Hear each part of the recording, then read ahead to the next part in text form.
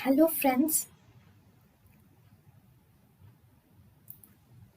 welcome to Creative Medicine.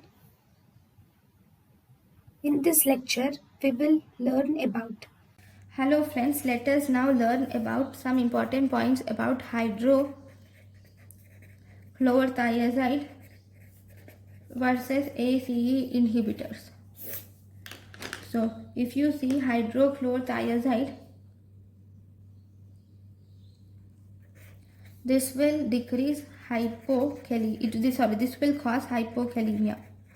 Right, by increasing the potassium excretion, it causes hypokalemia. ACE inhibitors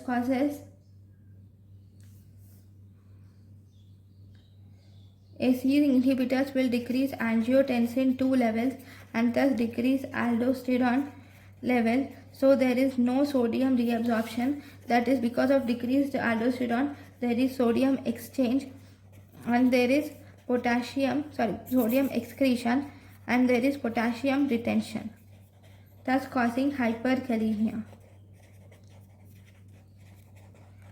Okay, so hypokalemia and hyperkalemia.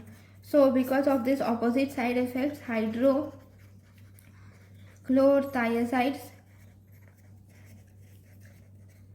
can be used with ACE inhibitors.